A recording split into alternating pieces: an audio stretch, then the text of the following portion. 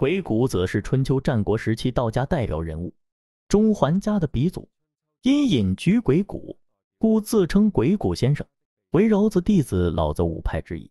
第一计阳谋阴谋较计，鬼谷子曰：智略策略各有形容，或圆或方，或阴或阳。圣人谋之于阴，故曰神；成之于阳，故曰明。所谓主事成者，积德也。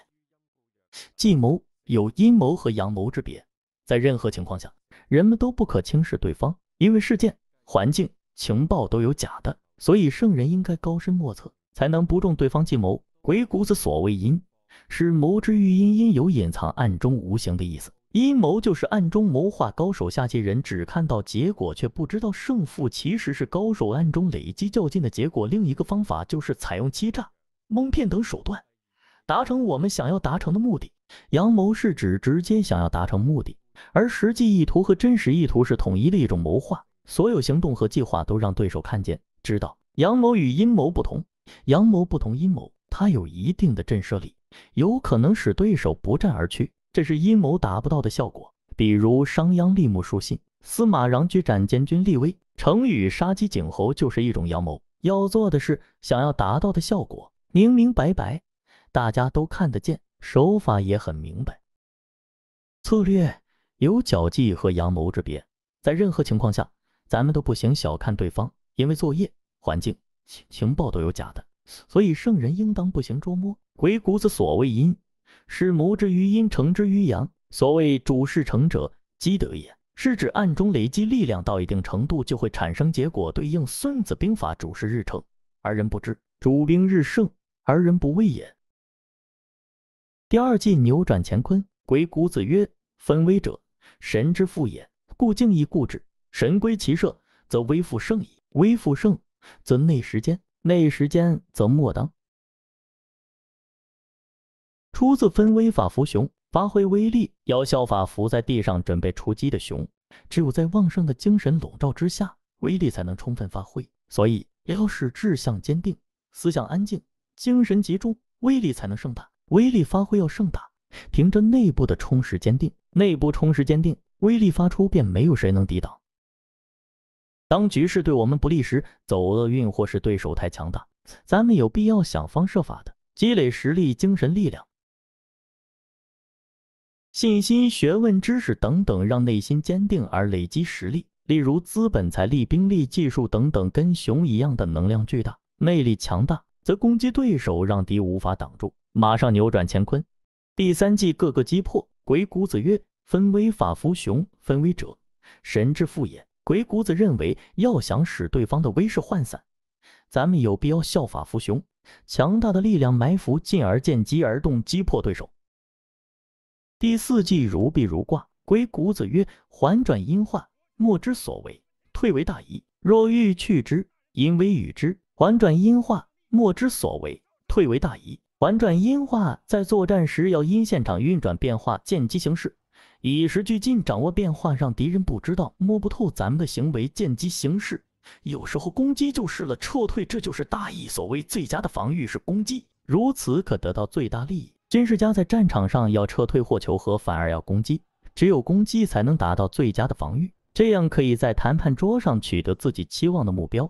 第五计道尽天机，鬼谷子曰：是以圣人居天地之间，立身、遇事、施教、养生、明明也。彼因事物之会，观天时之宜，因以所多所少，以此先知之，与之转化。鬼谷子认为，一个高超的人在瞬息万变的事物中，应及时捉住事物转化的机遇，抓住也叫到天地之机，去调整或履行自个的方案。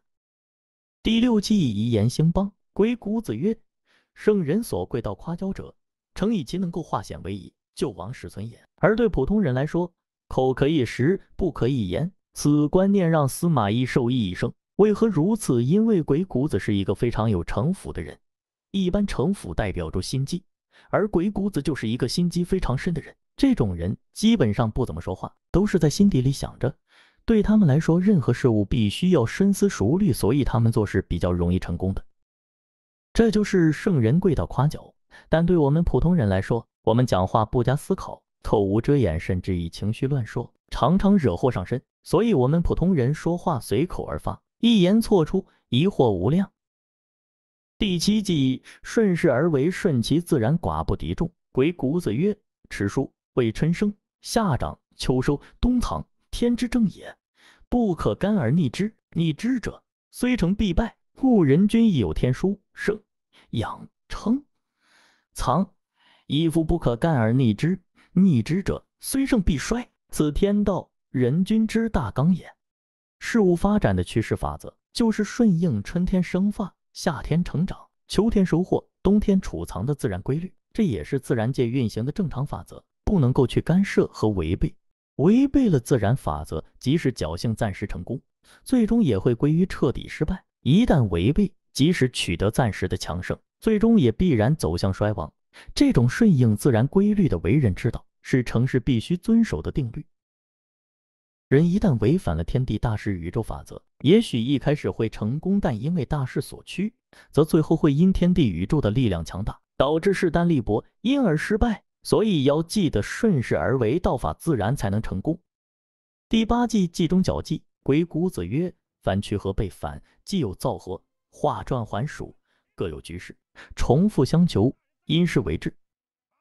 世上万事千变万化，在联合或对抗的计谋中，有必要拿出多个策略去不断与时俱进。大凡有关联合或对抗的行动，都必须要有恰当合适的计谋。离合的变化如同圆环周而复始，各自形成不同的形状态势，因此要根据不同事态来采取相应的措施。所以一定要抓住事物发展的关键，要观察社会的发展趋势，把握时机，从而明白自己的所为是该加强好还是减少好。根据这一切预先了解的情况，做出相应的调整。要观察社会的发展趋势，把握时机，从而明白自己的所为是该加强好还是减少好。根据这一切预先了解的情况，做出相应的调整。